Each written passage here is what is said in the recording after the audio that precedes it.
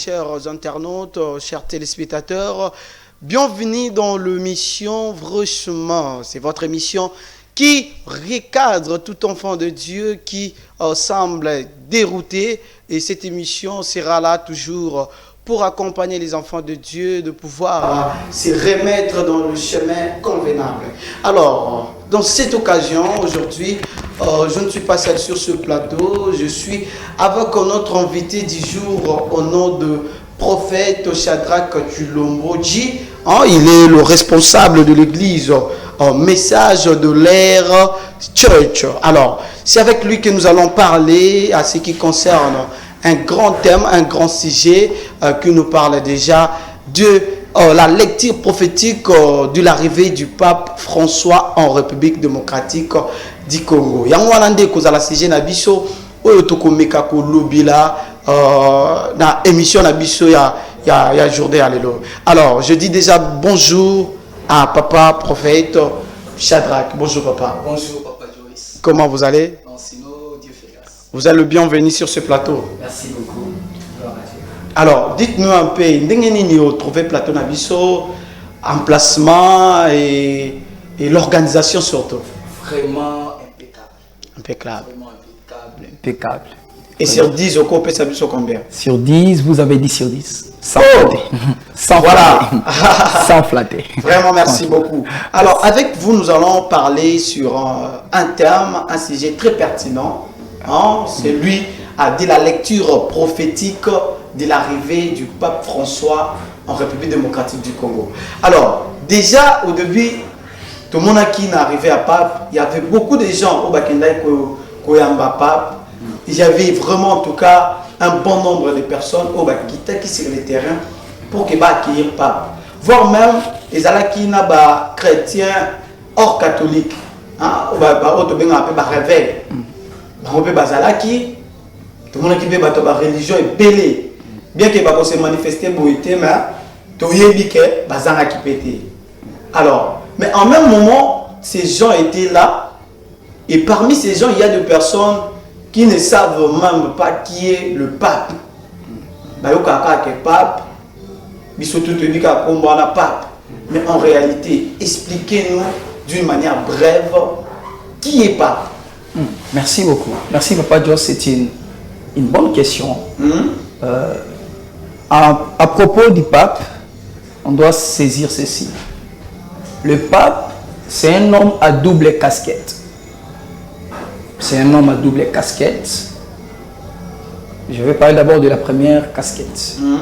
La première casquette, le pape est d'abord un politicien. Okay. C'est d'abord un acteur politique. Donc quand on parle du pape, le pape est premièrement d'abord un acteur politique. Acteur politique, pourquoi?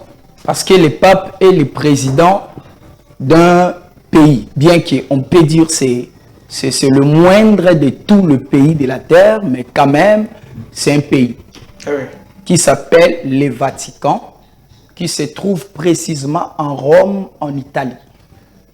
Donc, le Vatican, c'est le pays que le pape dirige comme étant, si je peux dire, président.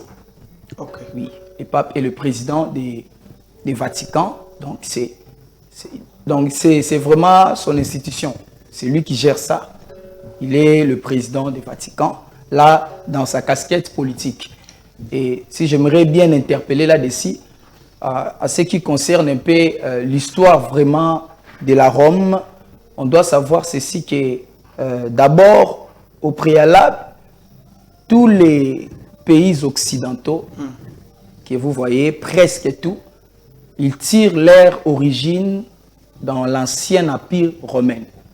Or, l'ancien empire romain, c'était déjà un empire où le pape était en train de dominer. Donc, le pape était en train de dominer. Le pape était l'empereur, ou c'est lui qui régnait sur l'empire, l'ancien empire romain qu'on appelle on appelait la Saint-Empire germanique. Donc, c'était le pape qui dominait cela. Et plusieurs pays que vous voyez même aujourd'hui, des occidentaux, comme la France, l'Allemagne, plusieurs de ces pays-là, ils tirent leur origine de l'ancien empire romain. C'est-à-dire que dans les temps anciens, le roi ou le pape de ces temps-là, il était en train de diriger. Donc c'était l'Église catholique qui coordonnait tous ces pays-là, même de France, tout consort. C'est pour cela que vous allez vite voir que ces pays ont gardé la religion catholique. Donc les catholiques s'est beaucoup installés dans ces pays-là que vous voyez. Donc, parce que dans ces temps-là, déjà, les papes étaient en train de dominer et à cause de cette influence, ils avaient même imposé de certains pays la religion ou la croyance catholique. Maintenant, dans son aspect religieux, parce que j'avais dit la double casquette, c'est un homme, un acteur politique et aussi il est un homme religieux. Donc, un homme religieux, il est l'évêque du Rome. On l'appelle, le pape est d'abord l'évêque du Rome. Donc c'est lui qui est le père de la religion ou de la confession catholique. Alors, Koya y a pape dans la République démocratique du Congo. Est-ce que ça bénéfique pour la biso, tout est bénéfique? Là, on va parler sur les deux plans. Nous sommes sur le plan physique et le plan spirituel. Commençons sur le plan physique. Est-ce qu'arriver à pape dans la République démocratique du Congo, est ça bénéfique pour la biso, tout est bénéfique pour la biso? L'arrivée du pape dans notre pays, sous le plan physique, je peux dire est ça bénéfique. Ok. Oui. Pourquoi? Parce que le pape n'est pas vraiment n'importe qui. J'espère que je vous avais dit au début que tous les pays que vous voyez dans les Occidentaux, donc si je peux dire tous les pays qui constituent la bloc de superpuissance occidentaux, ils ont tiré leur origine dans l'ancien empire romain. Alors, quand on parle déjà de l'empire romain, nous comprenons qui règne sur Rome aujourd'hui, c'est le pape. Donc par là, on comprend clairement que toutes les superpuissances du monde aujourd'hui, des Occidentaux, ils ont tiré leur origine de l'ancien empire romain. Donc, jusqu'à présent, le pape a quand même une autorité. D'ailleurs, pour votre information, je vais vous informer que même la manière dont nous conduisons la politique aujourd'hui, c'est une manière romain-germanique. On appelle ça romain-germanique. La façon de gouverner. Vous voyez, on a des députés, on a des sénateurs, constitution, démocratie. On appelait ça, c'était une manière germano-romain, si je peux dire. Donc, la façon dont les Romains travaillaient, c'est cette façon qu'on a maintenue même jusqu'aujourd'hui, comme on a la démocratie, Assemblée nationale, des sénateurs, c'était à Rome. Et jusqu'aujourd'hui, si nous utilisons ça, presque le monde entier le font. Maintenant, ils ont tiré ça de la Rome. Et donc, vous voyez que le pape a une influence dans le monde aujourd'hui. Il a une influence vraiment puissante dans le monde, parce qu'il est encore observateur de l'ONU, c'est qu'on doit savoir, le pape est encore observateur des Nations Unies. En dehors de ça, dans l'Union européenne, c'est lui qui est le chef. Donc on comprend directement qu'il a quand même quelque chose à parler, et quand il parle, les gens doivent obéir. Donc c'est-à-dire que sous l'aspect physique, je crois certainement que la RDC va bénéficier, parce que comme il est rentré là-bas, il va donner les rapports de ce qui s'est passé. Et il va parler à ses enfants, et ses enfants vont obéir, parce que tout ça, ce sont ses enfants. La France est venue de lui, la France est tirée de lui. D'ailleurs, dans les anciens temps, la France était comme une province de la Rome, dans l'Empire romain.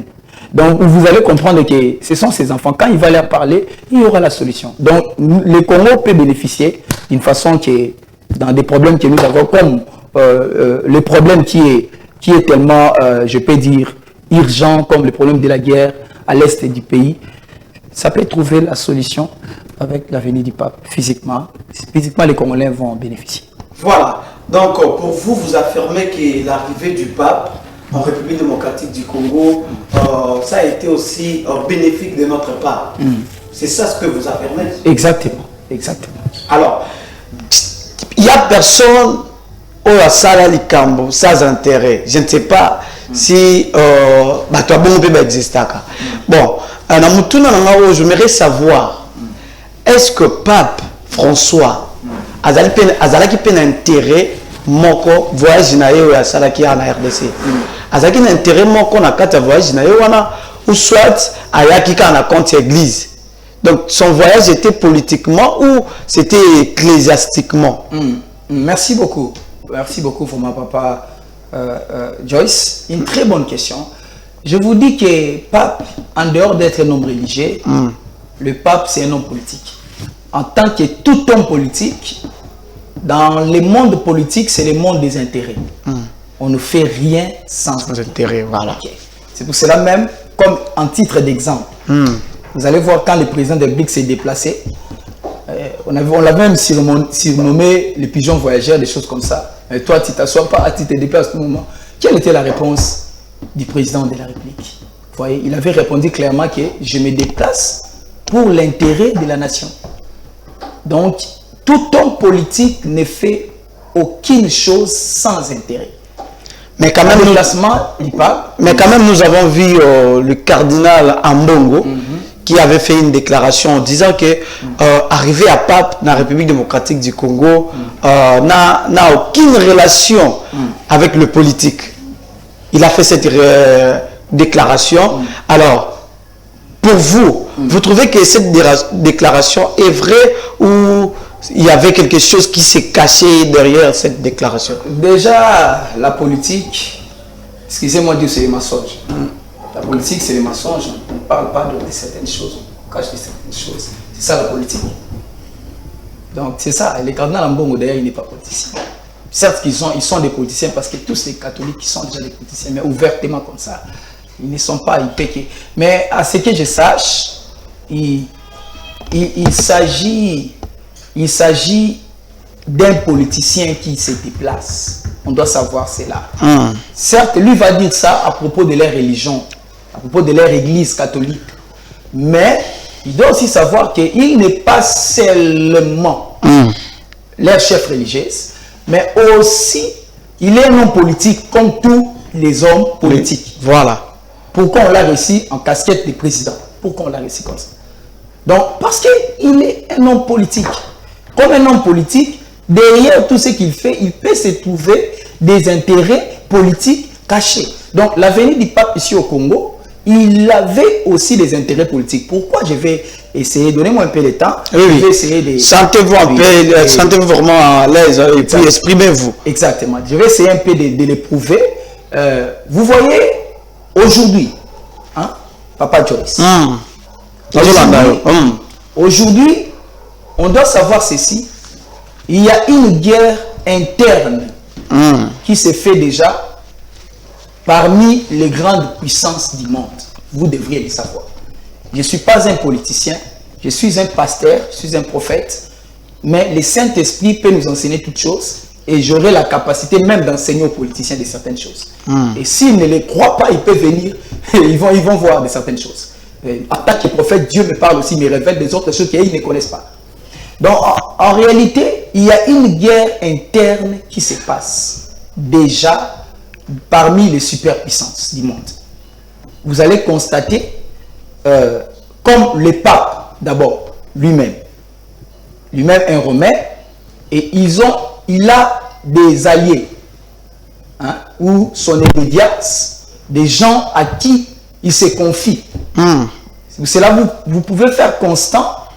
Vous allez remarquer que le pape est souvent beaucoup attaché à la France, à l'Allemagne, aux États-Unis, à des certains pays là, Grande-Bretagne, mais vous n'allez pas vivre cet attachement avec la Chine, la Russie, ou le monde arabe. Vous n'allez pas vivre cet attachement-là.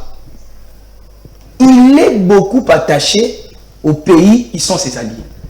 Vous voyez, aux pays qui sont d'accord avec lui. Donc, il est attaché comme ça. Mais pour le voir vraiment, le pape avec le président chinois ou le pape aller en Russie avec Poutine, c'est un peu difficile pour le voir. Pourquoi? Juste parce que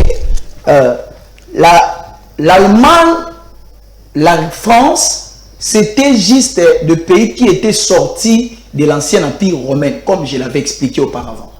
Tous ces pays-là ont tiré leur origine de l'ancien empire romain.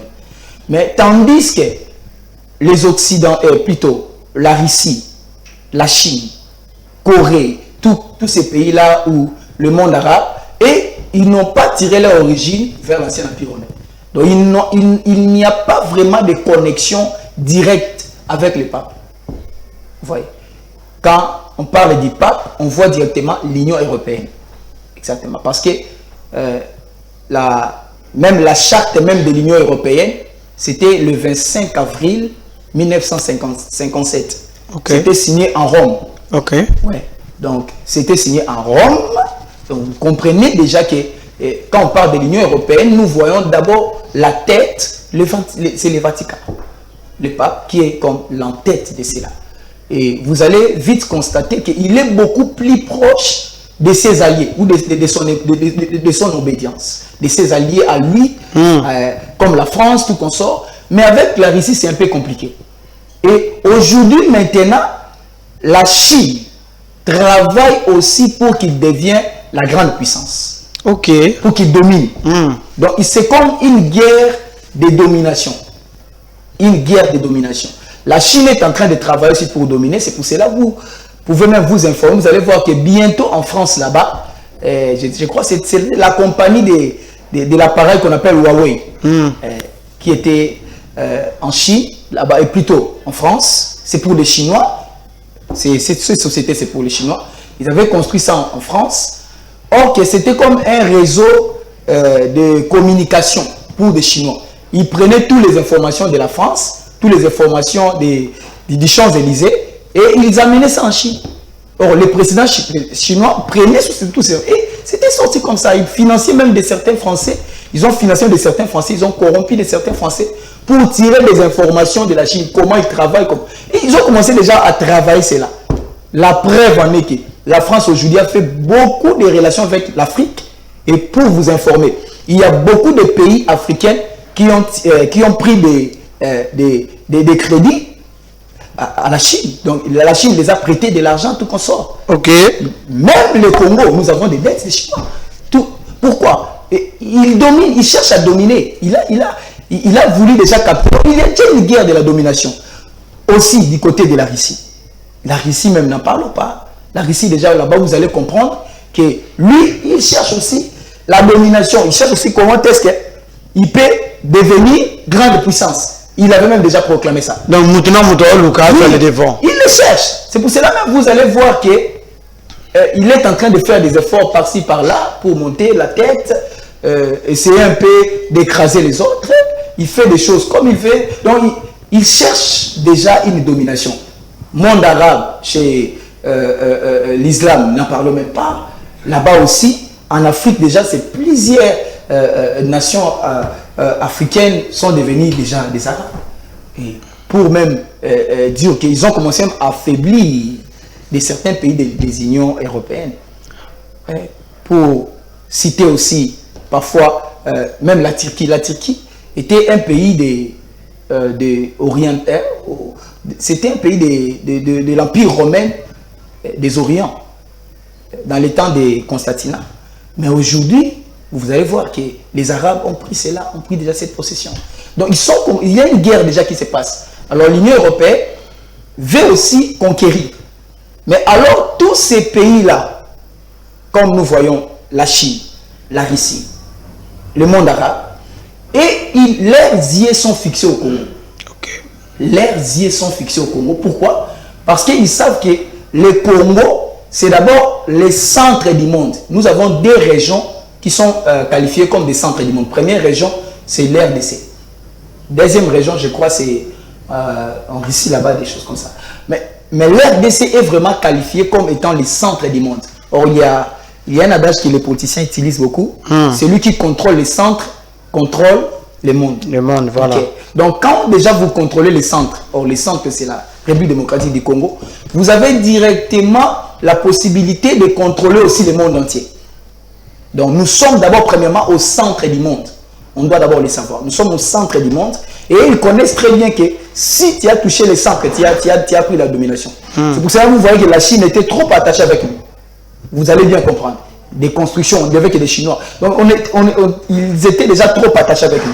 La Russie, n'en parlons pas. Nous avons eu des avions de guerre ici. Ça provenait de la Russie. Donc, l'Union européenne, les papes, connaissent très bien que si j'ai perdu la RDC, je n'ai plus l'espoir de contrôler le monde. Ok. C'est pour cela, il faut que je maintienne la RDC. C'est pour cela, même si vous vous souvenez très bien, avant les années 40, la Russie était les alliés des États-Unis. Ils connaissaient beaucoup les secrets des États-Unis, d'Amérique. Mais lorsqu'il y a eu un problème, ils se sont disloqués. Vous allez comprendre que directement, seulement il y avait la guerre ou le problème total entre la Russie et les États-Unis. Le courant n'est pas plus. Pourquoi? Parce que les États-Unis connaissaient que la Russie connaissait déjà plusieurs secrets des Américains. Alors c'est pour cela, dans les années 40, guerre mondiale, deuxième guerre mondiale, vous allez comprendre que après cela, il y avait vraiment un ranking énorme entre la Russie et les États-Unis. Et la cause même de la mort de Laurent Patrice Emery Lumumba, c'était à cause de cette guerre froide entre les États-Unis et la Russie. Parce qu'ils avaient accusé Lumumba d'être allié avec les Soviétiques ou la Russie.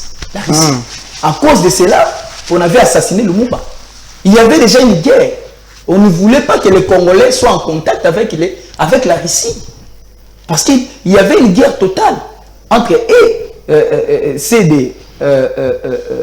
l'Amérique et l'Union européenne, ensemble avec la RDC. Ils ne voulaient pas que les Congolais puissent être en contact avec la Russie. Vous savez, ils se sont complotés entre les Belges et les Américains pour faire cet assassinat. Mais vous allez bien remarquer là-dessus, c'était juste pour préserver la RDC. Vous savez que le premier pape déjà arrivé au Congo, Jean-Paul II, il était venu ici dans les années 80. Vous savez pourquoi il était venu ici au Congo? C'était aussi avec intérêt. C'était avec raison que Jean-Paul II était arrivé ici au Congo. C'était avec raison. Parce qu'en ces moments-là, plusieurs pays proches du Congo étaient déjà alliés avec la Russie.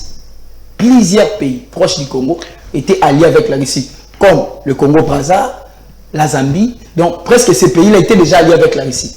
Alors, de peur que la RDC puisse, ou les Zaïre à l'époque, puissent aussi s'attacher à la Russie. C'est pour cela que le pape Jean-Paul II était venu en RDC. Il était venu ici rapidement pour parler à Mobutu. C'est parce que Mobutu, d'abord, il était catholique. Lui-même, il était catholique. Et lorsque le pape est venu, il devait l'écouter.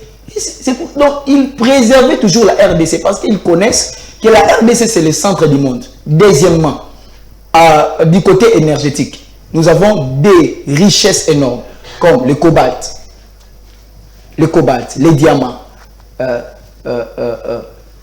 l'or, tous ces éteints, toutes ces richesses-là que nous avons ici au Congo, ici.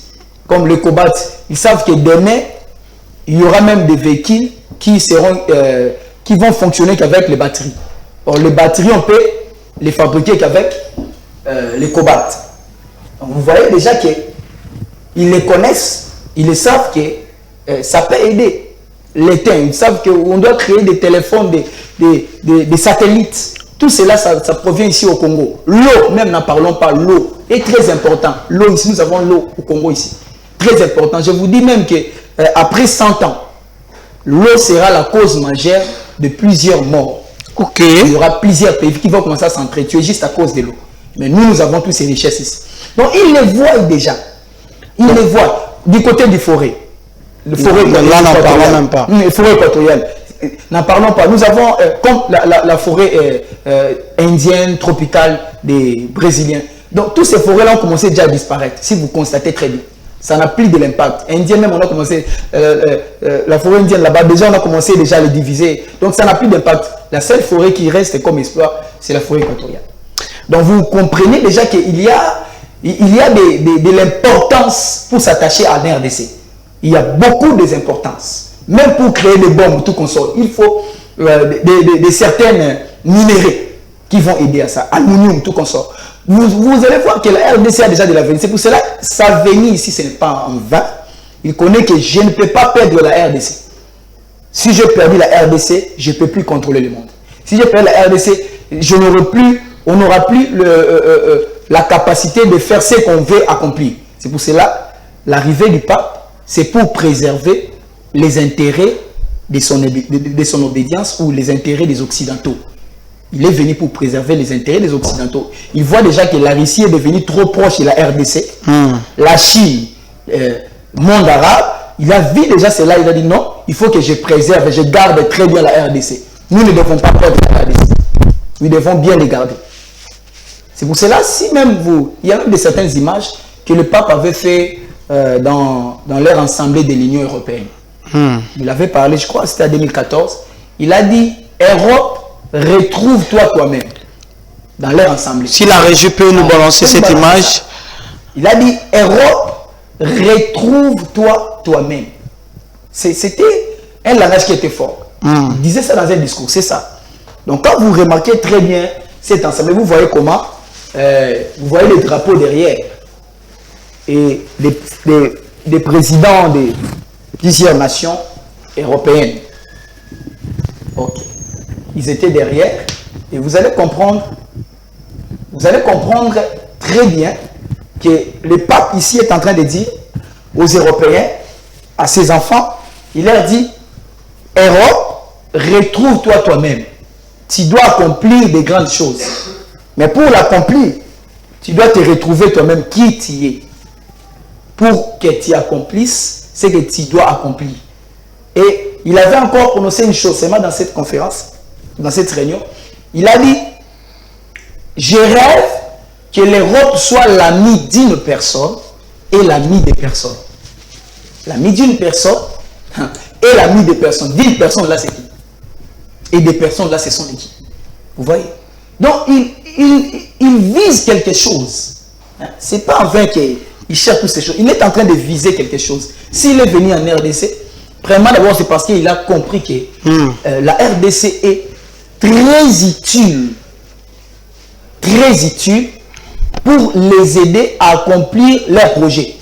Et sans la RDC, je vous dis que les Occidentaux seront, je peux dire, nuls. Voilà. Nuls. Ils seront nuls. Voilà, chers téléspectateurs, chers internautes, vous êtes en train de nous suivre sur la Puissance Télévision. C'est votre émission Vrai Chemin, l'émission qui va recadrer tous ceux-là qui se sont perdus. Voilà, c'est ça le bon terme.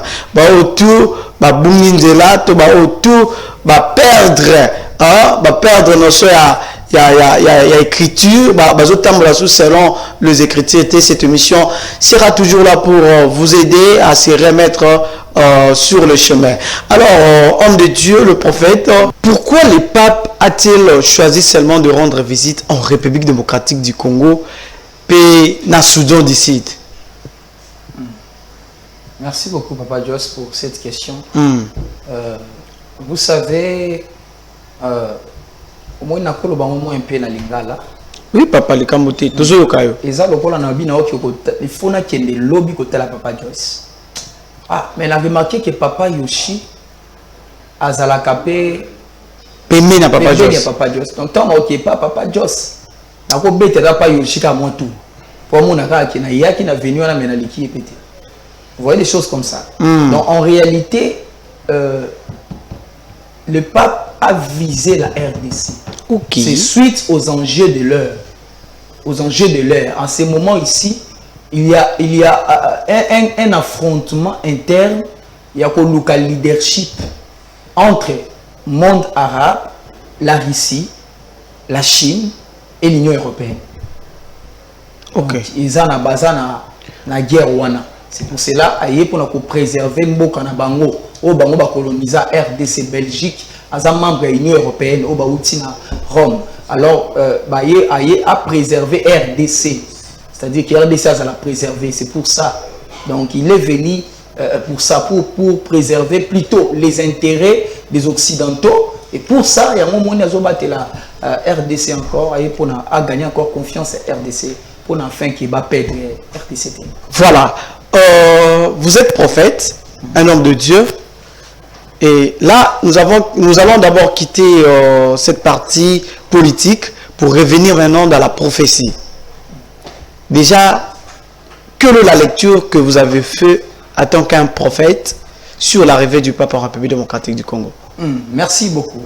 Ma lecture en tant que prophète que Dieu a mandaté dans cette nation était ceci. Vous voyez, lorsque j'analysais les événements, parce qu'un prophète, c'est celui qui analyse les événements. Oui. C'est pour cela l'eschatologie est liée à la politique. L'eschatologie a des liens directs avec la politique. Tous les événements qui se passent à la politique, ça donne des arguments à l'eschatologie. Donc cela revient à l'eschatologie. Donc les choses qui se passent dans la politique actuelle, ça nous signale quelque chose.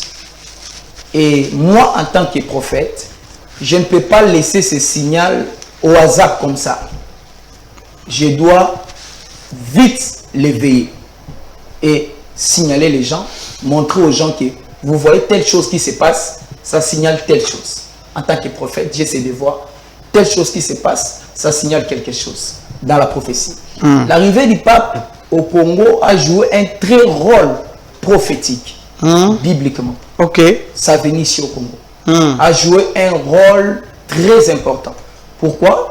Parce que d'abord, vous allez savoir que, comme je vous avais dit, dans la partie politique, dans la partie politique, là on était en train de parler, dans les faits politiques, que le pape, qui est le président du Vatican, un acteur politicien, et aussi le père de pays membres de l'Union européenne. Le père des pays membres de l'Union européenne, il est un pro-occidentaux. Le pape, c'est un pro-occidentaux. Donc, il préserve d'abord ses obédiences. Il les préserve d'abord. Donc, il préserve ses intérêts, ses propres intérêts d'abord. Quels sont ses intérêts? C'est d'abord le pays occidentaux. Parce qu'ils ont une vision qui est franchement décrite déjà dans la Bible. Je préfère lire Apocalypse. Apocalypse chapitre 13. C'est vrai, ceux qui sont à la maison, vous pouvez prendre votre Bible avec vous. Prenez Apocalypse chapitre 13. Je prends le premier verset et je descends. Et il s'éteint sur les sables de la mer.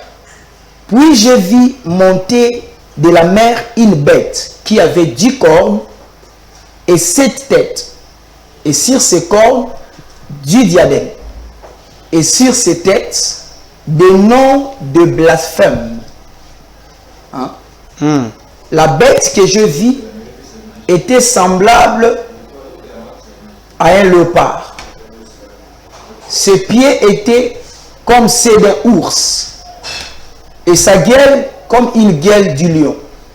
Le dragon lui donna sa puissance et son trône et une grande autorité.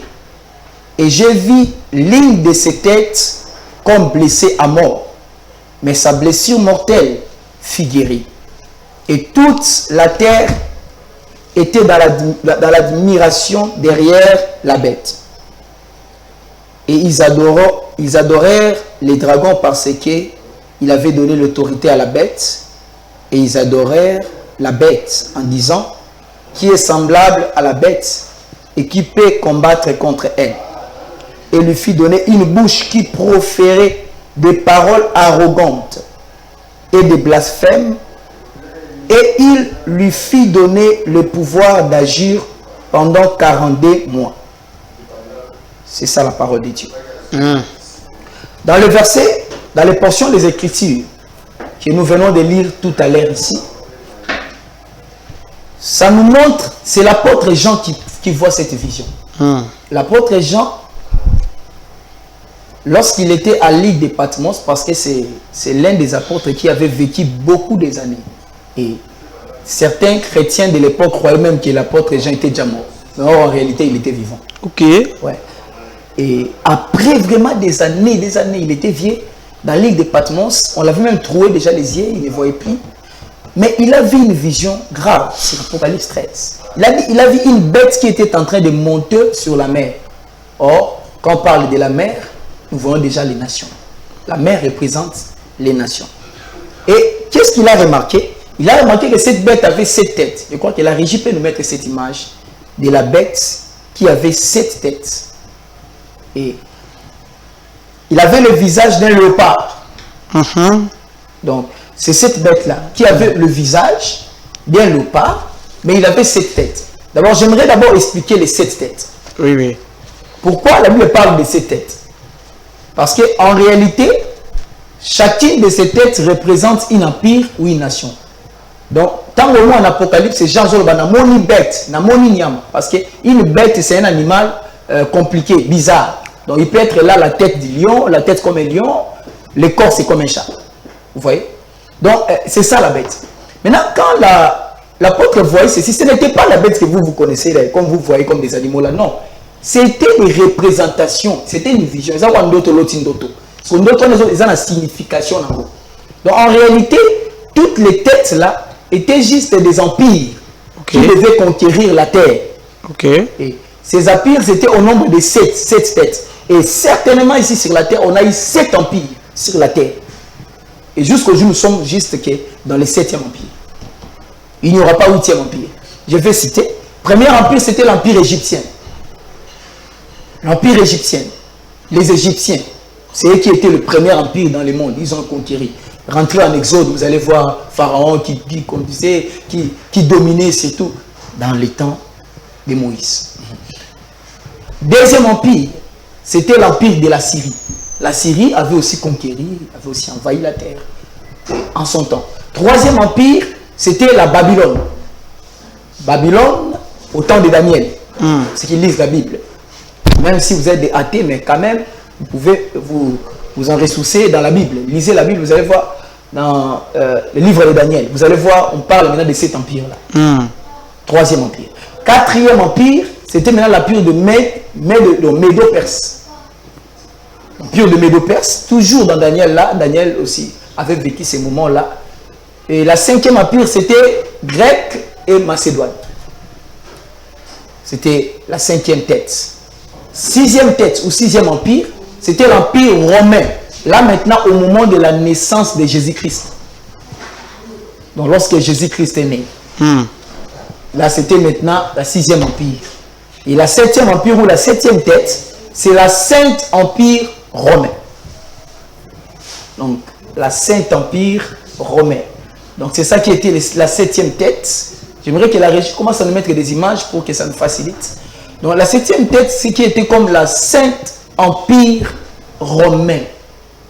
Et cet empire, c'était un empire où la religion prônait sur la politique.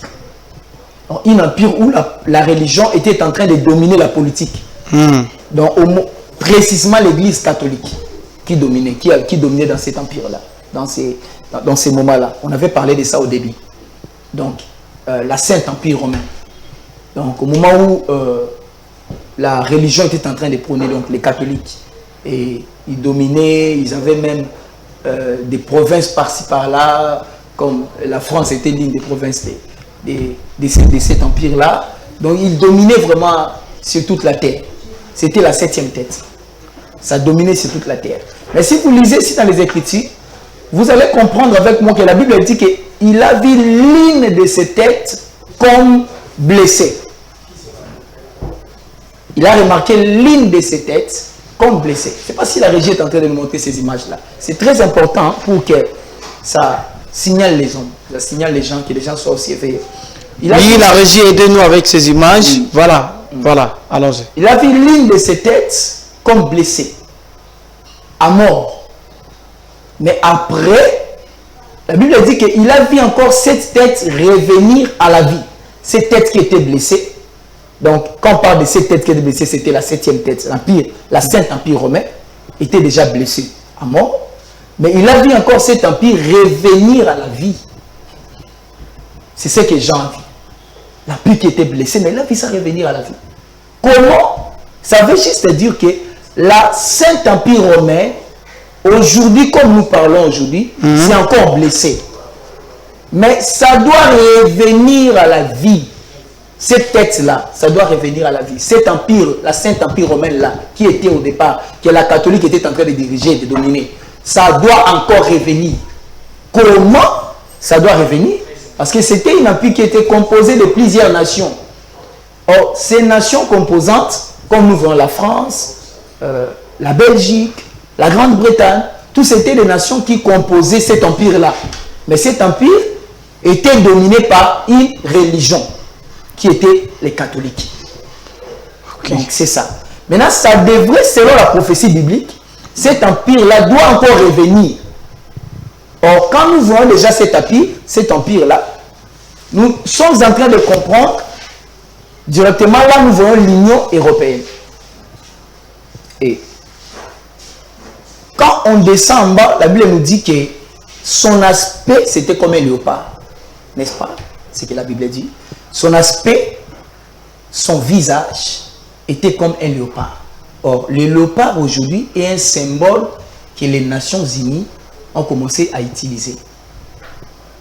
Vous allez voir même devant les Nations Unies, vous allez voir qu'on a mis une statue d'un léopard qui a des ailes. Ok. La régie peut mettre cette image. Donc un léopard qui a des ailes. On a mis ça juste à l'entrée ou à la porte des Nations Unies. Ça fait très bien les Nations Unies qui étaient créées par idée de unir des nations. Or, leur slogan, c'est paix et sûreté. Or, la paix et sûreté est déjà parlé dans 1 Thessaloniciens chapitre 5, je crois du verset 1 au 3. Elle dit, lorsque les hommes de la terre diront paix et sûreté, sachez-le qu'en ce moment-là, ça sera la dévastation. C'est-à-dire que ce slogan-là déjà de dire paix et sûreté, que l'ONU est en train d'utiliser, bibliquement, nous le comprenons que c'est un slogan qui doit amener le monde à son terme. Mais devant, pourquoi on met le visage du léopard? C'est une bête qu'on a mis là, parce que le léopard n'a pas des ailes. Mais comment on a mis cette léopard avec des ailes? C'est une bête, mais avec le visage du léopard. C'est pour accomplir la prophétie. Ok. C'est juste pour accomplir la prophétie. Donc, ça nous signale déjà que même l'ONU travaillera aussi avec cette bête, avec cet empire, cette tête-là. Ils travailleront ensemble. Parce que le pape là en question qui sera comme l'entête de cet nouvel empire qui doit encore se recréer, il ne travaillera pas seul, il travaillera avec d'autres nations puissantes. Alors, vous avez été vraiment un peu vaste. Oui, je n'ai pas encore fini. Il y a des éléments très importants, papa. Ok. Joss. Ok. Et je vais rapidement, parce que nous n'avons plus le temps. Oui. Donc, avec cela, vous allez comprendre pourquoi on a mis la bête juste devant l'ONU. L'ONU, ça se trouve précisément aux États-Unis d'Amérique. Ok. Ouais. Pourquoi on a mis cette bête-là devant l'ONU aux États-Unis? Et d'abord, vous devez bien comprendre que dans les États-Unis, parce que les États-Unis sont aussi membres de l'ONU, dans les États-Unis, il y a une église qui vient de se créer qu'on appelle Église du Satan. Je pense qu'on peut balancer les images là. Ok. Dans l'église du Satan, regardez d'abord premièrement leur logo. Ils ont leur logo. Si vous regardez le logo de l'église du Satan, vous allez voir qu'on a écrit une bête avec des cornes. C'est une bête qui a le visage qui est comme un homme, comme un bouc mélangé comme ça. Mais il a des cornes à la tête. Le logo de cette église du Satan. Pourquoi on doit mettre seulement une bête? Or, dans l'Apocalypse, on a déjà parlé de cette bête et on a précisé cette bête et même cette dernière tête-là comme une bête aussi. Ok. Qui est cette religion-là qui doit prôner qui doit dominer le monde.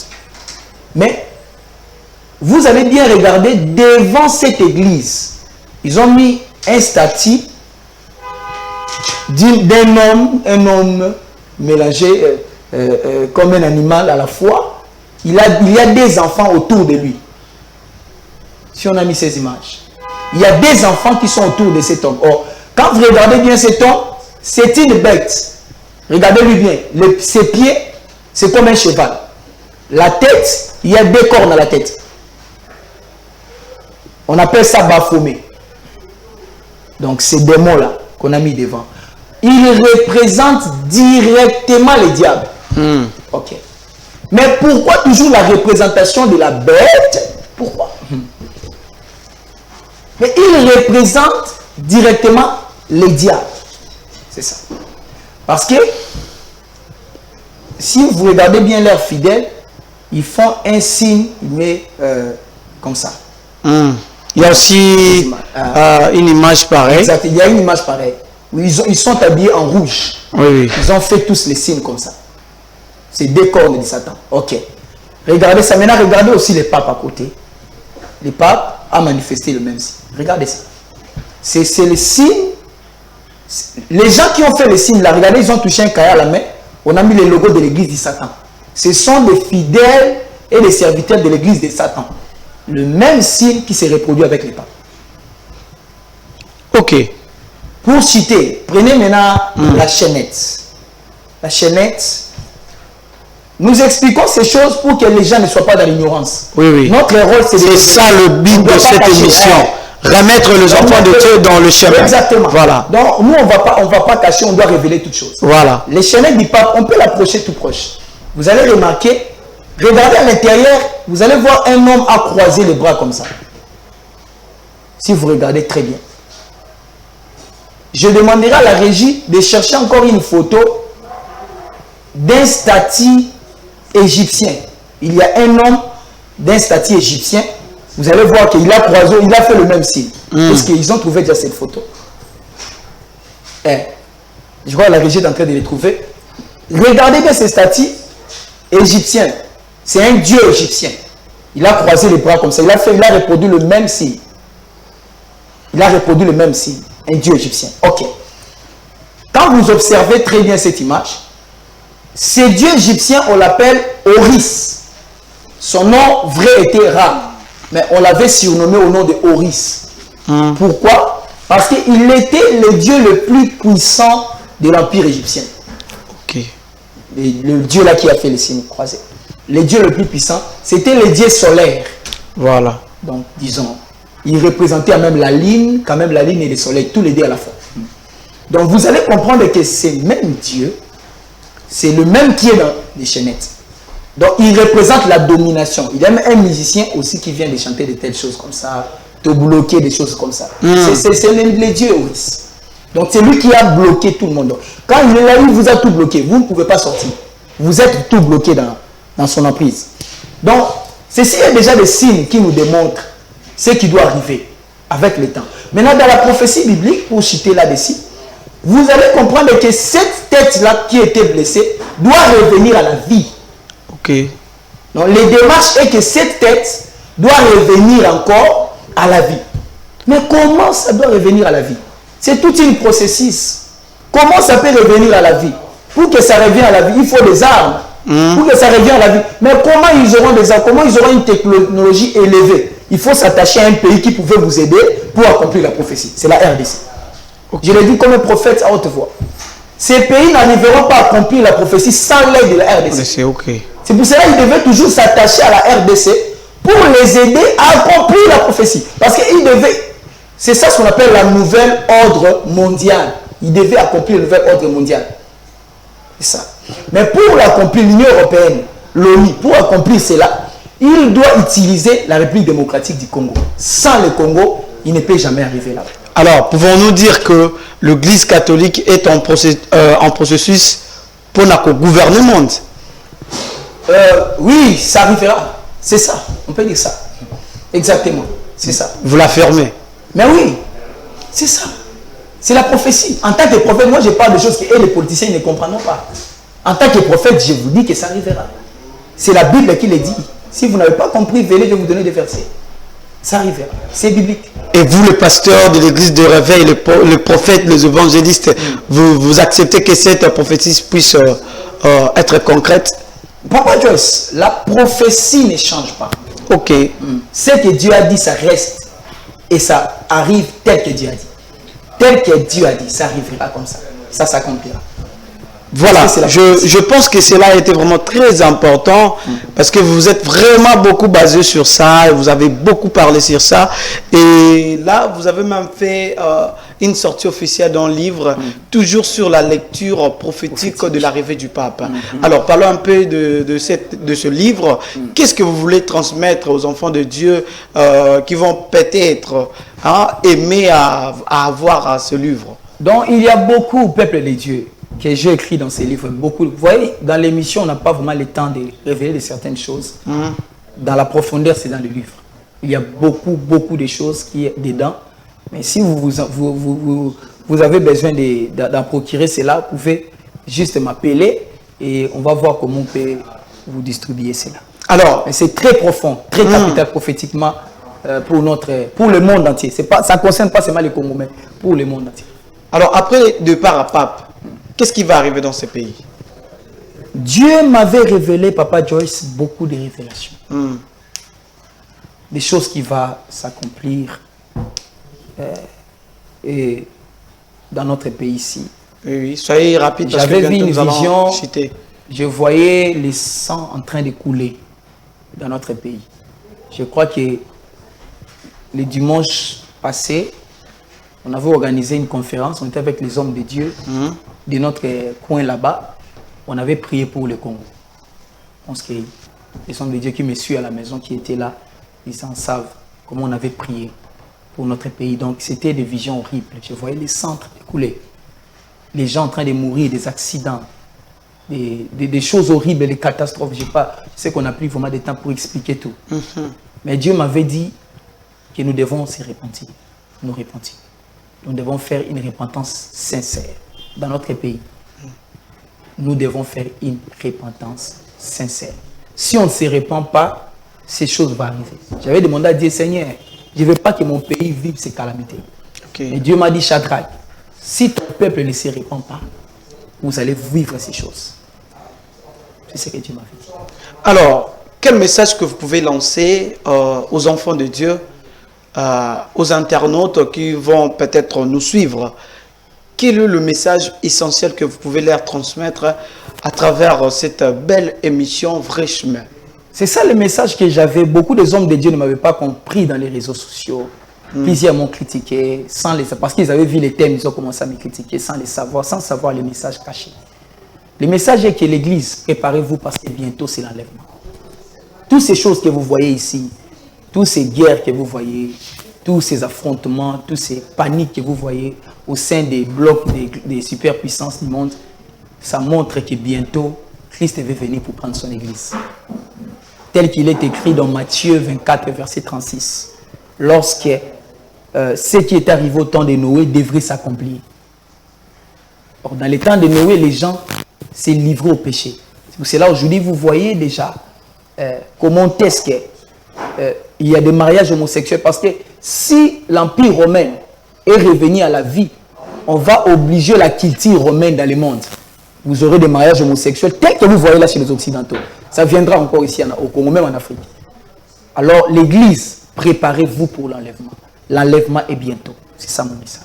Voilà, chers internautes, on était j'étais avec le prophète Shadrach Tshilombo-Dji. Il est le responsable numéro 1 de l'église, le message de l'air, et avec lui que nous avons parlé sur la lecture prophétique de l'arrivée du pape en République démocratique du Congo. Alors, prophète, toza suna ngonga mingite to comme dana suka lilobani nyom kioko loba pona ba sala nzambe to pona ba kambi na biso ba autorité na biso ya mboka. Ce que je peux lancer d'abord pour les hommes de Dieu. Dieu m'avait montré ceci. Le pasteur de l'église des réveils, Dieu m'a dit de vous dire quittez dans la distraction que vous êtes en train de faire là. C'est ce que je suis un prophète, je parlerai bref. la distraction, ça là, dans 4 églises de réveil, Dieu me dit n'est pas content de ce que vous êtes en train de faire là. Quittez dans la distraction. Pour les autorités, j'ai eu beaucoup de messages pour le président de la République. Mais je n'aurai pas de temps ici pour les parler tout. Ok. Il y a d'autres choses qu'il ne peut pas parler en public. S'ils viendront me chercher, je suis un prophète, je viendrai et je lancerai les messages. Ok. Ce que je peux seulement annoncer, Dieu m'a dit, tu avais donné le pays entre ses mains. C'est le serment que tu avais fait. Il faut toujours les respecter. Il faut toujours les respecter. C'est ce que Dieu m'a dit. Il faut toujours veiller pour les respecter. Tu avait donné le pays, donc ce n'est plus toi qui dirige, c'est lui qui dirige. Tu dois respecter très bien les serments. C'est ça le message. J'ai caché d'autres choses. Voilà, vous allez donner aussi l'adresse de l'église pour ceux-là où Bakolingaba, Basomba, Tobazo livre. On peut expliquer un peu dans coussé. Pour que Bazo livre un peu expliquer et si Kawapi église et Zwabi. Ok, non pas numéro de téléphone, mais avant le bon numéro de téléphone, on a cette adresse.